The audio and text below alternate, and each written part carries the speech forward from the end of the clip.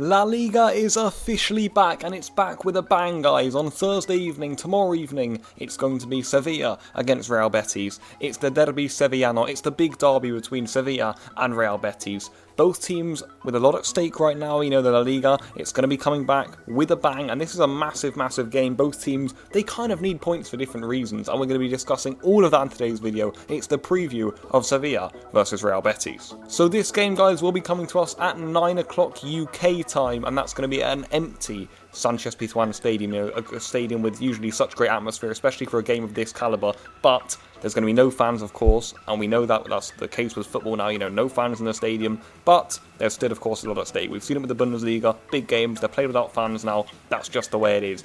In this game, it's going to be Sevilla, who currently sit third in La Liga, which is really, really impressive there. 14 points ahead of their local rivals, Real Betis, who are currently sitting in 12th position, not having the best season. Spain, like many other countries in Europe, were badly hit by this virus, but they are now slowly returning to normality. It's looking very positive in Spain right now, and football is officially back for them here, guys. And also, like we've been saying, it's back with a bang. I think a lot of the leagues across the world want to be bringing their leagues back with some massive fixtures, and this is, no different. The Sevilla derby is always one that I like to tune into. It's always a fixture that I really like. I do like the look of both teams constantly, especially Real Betis, so I'm always really intrigued for this fixture. So I thought, it's the first game back in La Liga, let's make a few videos on it. I will also be doing a review for this game the day after it has been played, so look out for that one, guys. Stay tuned, subscribe for that one. And for me, this is a game that Sevilla will certainly feel they can make a big statement in. I think they already won the last two derbies between these two sides, and a third in a row here will be a real statement. It would almost condemn Betis to not getting in the European spot this year, which is already looking unlikely even if they win.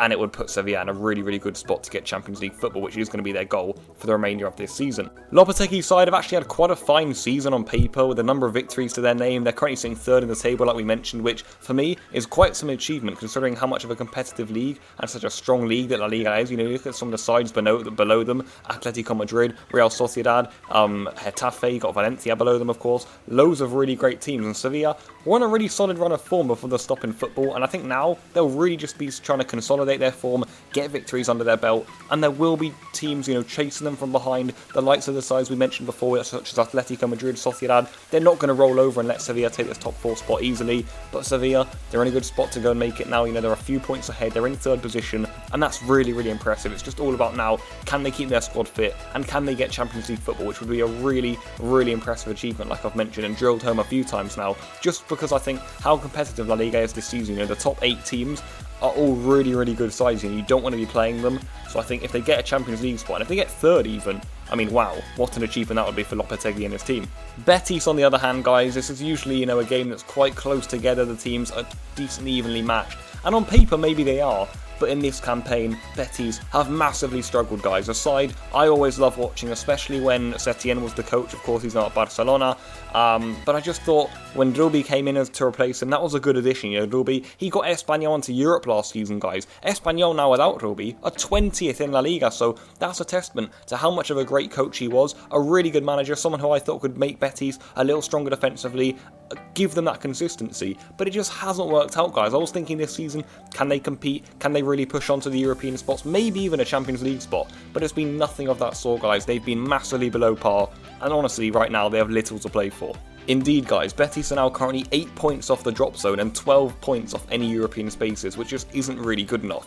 However, they did actually end up beating Real Madrid just before this break with a historic 2-1 victory. As a Barca fan, I love that victory from Betis, always a team who I think Barca like. They've been getting some great results against Real Madrid in recent years, and long may that continue. But this is a really pivotal time for them now in La Liga. They've got to see, can we start getting some points together? We've got this derby coming up against Sevilla, our dear rivals. Can we go in and make a statement here? They'll be trying to look for another statement like they got against Real Madrid there. They'll be thinking, let's go and revive our season just a little bit, give the fans something to cheer about, even though they won't be in the stadium with them, show them that they are ready to change, and that's really what Betis have got to try and do now from now till the end of the season. However, guys, Betis have actually only won 1 game away from home this season, and that is just awful. That's really not good enough. That's really, really poor from Betis, and really is a testament to their league position. It really is. If you win 1 game away from home all season in the league, then you're not going to get anywhere near the European spots. It's as simple as that, really. With a win, Betis would actually climb to 11th momentarily ahead of Osasuna, but, whether they can conjure up a late European push is definitely a 50-50 chance right now for me. if they have lost to Sevilla in their previous 2 visits, as I said, and a win for them tomorrow does actually seem quite unlikely. So Betis, things aren't looking too good for them right now. If they got a win here, I think it could revive their season. They could go on for a miraculous late push for Europe. But I think even with a win, that's looking quite unlikely, guys. But you never know. You've got to wait and see with Betis. I think a win tomorrow night is looking quite unlikely, but it is certainly a possibility. If we go over some team news, guys, now some players who are missing, what their lineups could be. We are quite in the dark here. We've been without football for about 3 months now. We don't really know what managers are going to go for, but I think we can predict, really. They'll just go with their strongest sides, especially for a derby like this in the first game. Why wouldn't you go with your strongest side unless you've got a really hard game coming up next, or a really important game coming up in the second fixture, and your first fixture is easy? But in a period like this, why wouldn't Betis and Sevilla just go full strength? In terms of players who won't be able to feature for this game, for Sevilla we have Gudelj, who's actually out due to suspension. He picked up too many yellow cards in the game against Atletico Madrid before the break. Sousa's also recently picked up a slight knock in training, but I think he should be back in time and probably will be featuring a starting lineup. For Betis, they're going to be without all 3 of William Carvalho, Diego Lainez, and also Juanmi, so quite a few important players missing there, especially William in midfield. That could be a big miss for Betis in an away fixture such as this one. On to the potential lineups then, and what both sides could be using. I've put the graphics on screen for you guys as I talk over them. We'll start with Sevilla here, guys. I think in goal, we know it's of course going to be Vasilik. In defence, I think Navas is going to be at right back, Reguilon at left back. Pretty self-explanatory, those two, I feel. And then at centre back, I think they're going to go with a young partnership of Koundé and Diego Carlos, who I think a lot of you FIFA players will know, a legend on that game essentially, but is a bright centre back in real life. And I think Liverpool have also been looking into Carlos recently. Koundé and Carlos, I wouldn't say it's the most experienced centre back partnership that you'd want in the league, but I think for a fixture like this, it is a promising one, and it's the 2 players really that could go on to be good centre backs in the future. In midfield, I think Juan Jordan could actually get a return to the starting lineup, which is quite interesting. He started the season really well. I've noted him as maybe Sevilla's player to watch, a really good player in La Liga for me, Jordan, but he kind of got shone out a little bit of that midfield, but I think he's going to be back in there tomorrow night. Fernando, I think, is also going to be there. He's basically been an ever-present in midfield, a really solid signing for them. He's been a rock at the heart of that midfield 3. And then, of course, Banega will be in there too, adding that midfield creativity. And I think up until now, already, Sevilla's lineup pretty set in stone. I don't think there will be too many changes from this. This really should be the 11 players they go for, maybe bar 1 or 2 changes in there. I don't think it'll be drastically different to this, guys. So that might be a positive for Betis. They basically know what Sevilla are going to go for. And move on to the front 3 now, which is a really exciting front 3. Suso, I think, will start off the right, like we mentioned. He should be fit in time.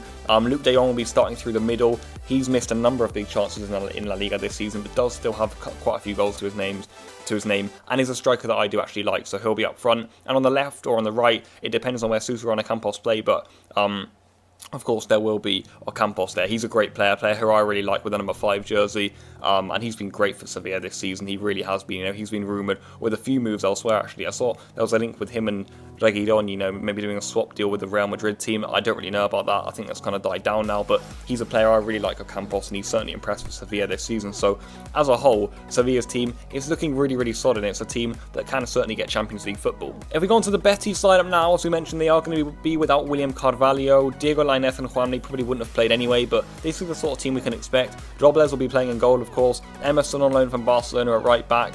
You've got Mandy and Bartra at centre back. I think they'll play. I can't see. To be fair, Fidal and Sidney, both of those guys could be involved. And we don't. Also with Betis, what I will say is I don't really know what formation they're going to play. They are quite a flexible side. They played a back 3 some games. Sidney's been involved quite a lot. He scored a screamer against Real Madrid just before the break, but I'd go with Mandy and Bartra. I think those are their 2 best centre-backs. At left back, Alex Moreno, someone who I've been really impressed with. They also have Pedraza, but for me, he's not really impressed at that left back spot at all, and only really works in a back 3 or back 5.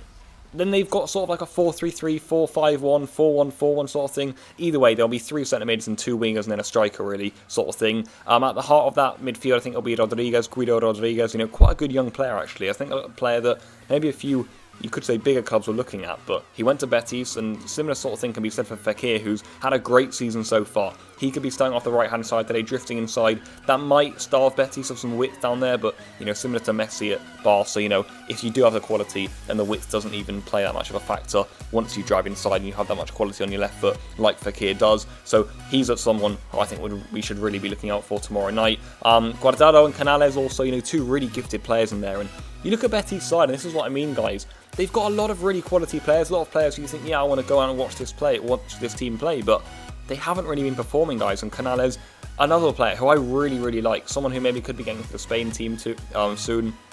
And then you also got Guardado in there, of course. He gives you that experience. Not in his finest years right now, but he's still, of course, a vital player in Betis' team. And then you've, of course, got Joaquin out on that left-hand side or right-hand side, or either way, I think he will be involved tomorrow evening. What a great legend he is, and, you know, someone who everyone knows in La Liga and Spanish football, an absolute hero of the game. And then I think they're going to go with Loren Moron up front. That is quite up in the air right now. They could go with Borja Iglesias, the Panda, of course, who will be managed at Espanyol, but I think he's preferred Moron this season, and Moron has been performing better, so I think you'd expect the young Spaniard to be getting a nod ahead of Iglesias for this game too. And with all that said and done, we've gone over the teams, we've gone over the preview, it's time to give my prediction. I'm going to go with Sevilla 3, Real Betis 1. I do think Sevilla are going to get over the line this game. I've seen a lot of people say that Sevilla are going to whitewash Betis here. I don't think it's going to be that clear cut. Maybe with fans at the game, Sevilla could run over them, but with the break in football, you don't actually really know what the result's going to be. I think 3-1 would be fair. Sevilla, I think, have been so much better than Betis this season, so much more consistent. They seem that they know what they're doing a lot more. But for Real Betis, you know, we never really know. Of course, the top players like Alenya could be coming off the bench. Haven't even mentioned him in this video. Player I really love from Barcelona, of course. Similar to Emerson, you know, on loan at Betis. But I can't see Betis winning this game. They could get a draw. And of course, like I said, with football back behind closed doors and everything's quite up in the air, we don't really know what's going to happen. Literally anything could happen here, but if we were to give an educated guess for prediction, guys, I think a safe bet would be a Sevilla win here, especially at home. Of course, there's no fans, but at the end of the day, it's still at their home ground, guys, and I think that Sevilla will be able to get the 3 points here. So that's where this video is going to come to an end, guys. Please do drop a like if you did enjoy it. Let me know in the comment section down below what your thoughts are for this fixture. I'll be replying to all of your guys' comments. Let's get some discussions going down there. And if you guys are excited for the return of La Liga, like I said, make sure you get involved, drop a like, and subscribe if you're new, guys, for more videos like this, because there will be a review of this fixture the day after. So there's a lot of interesting things coming up, guys. I hope you guys are looking forward to them as much as I am. Oh, and yeah, without any further ado, that's where this video is going to come to an end, and I'll see you guys very soon. Goodbye.